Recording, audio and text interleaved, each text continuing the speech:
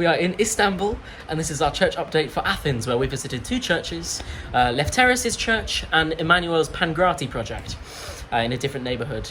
And if we start with Lefteris', what did you think, Finn? So firstly, Lefteris took us around the neighbourhood Exarchia, which is the very anarchist neighbourhood of Athens. It's extremely tight-knit, very, very much a big community feel, and he really wants to make the most of that for his church. So they have about 50% of their congregation from the neighbourhood, which makes them one of two parish churches in all of Greece, I think. So very different to other churches around, and they really want to maximise on that community nature, bringing people in. They've got lots of community events, tapas nights, barbecues, that kind of thing. Film nights, everything. They're big on sort of community. They've got a great space. And Lovely piano. It's got a roof space for community events, which is nice.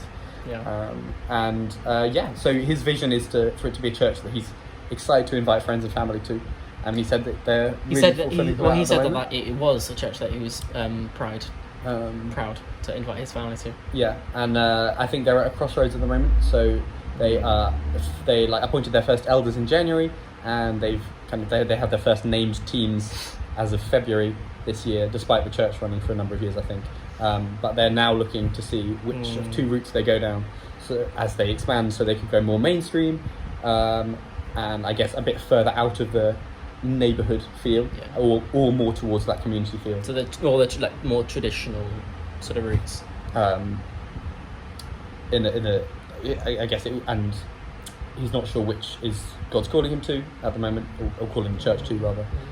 But I think that will become clear in the coming weeks and months, given that they're in such early stages with their elders and their teams. He said pretty much everyone who comes regularly is on the team, which I think is really exciting. We sort of asked, how big's your team or something. He was like, well, sort of like everyone volunteers, everyone chips in, everyone says hi, everyone knows each other. It's just in reinforcing that community, familial feel. So we asked him what are some of the challenges and problems and barriers that face the church and its ministry today, and he was talking about the deep-rooted prejudice against the evangelical church being 90%, is 90%, right? 98%.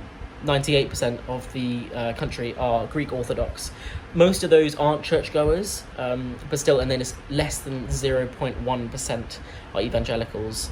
And he's faced sort of persecution in the past with application for jobs, stuff like that, where they've looked past them because of he's written evangelical in the thing.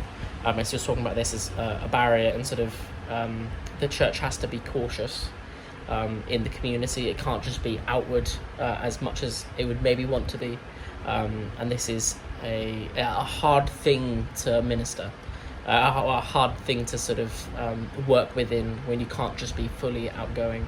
And moving on to Emmanuel and the Pangrati project, super cool location, and we were very glad for it because it was a boiling hot day, and we go in and there's a gorgeous air conditioning unit. It was proper good. Really nice place at a church of about average 36 every Sunday. Very small space.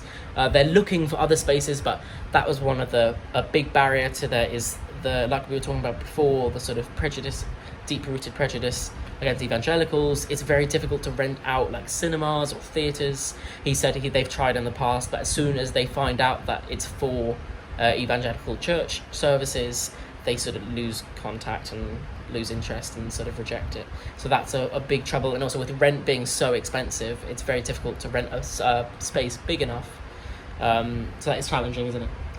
I think size is their main issue at the moment. They've grown pretty fast. They started with 4, and a couple of years ago, they're a very young church, and they're now at 36, as Benji said. I think they'll outgrow their space pretty soon, but they want to keep their space at the moment. It's kind of it's church by Sunday, but community centre by the week. They run events all the time. There's kind of weekly ball game nights, film nights, all that kind of thing. They run events like jazz events. Jazz music nights recently, and everything. And lots of stuff for kids. They've got a network of over 200 people, non-Christians, that attend these events, that they've got the names of and contact details that Emmanuel knows personally, which is really exciting and really, really fun. One of his main aims is to be non-threatening, not to feel too churchy. He said trying to remove those barriers, isn't it? A fine line between seeming very Christian and not, because obviously you want to be truthful about who you are and what your intentions are. You don't want scare people away, especially given that deep-rooted prejudice. He said, like, the evangelical church is seen as heretic by the Orthodox community, and as a plague was the word he used by non-Christians. So it's a difficult balance to not offend either party, but also to stay true to his roots and his beliefs. To hire 2 part-time staff in the future, 1 admin and 1 worship. September, hopefully. In September, which will be really exciting growth to have more than just him as sort of official paid staff and giving more time and dedication to the church. But no, it's a really exciting project. Very sort of early state. I mean, sort of very small at this time, early stages, but a lot of potential. It's the only evangelical church in that neighbourhood, actually.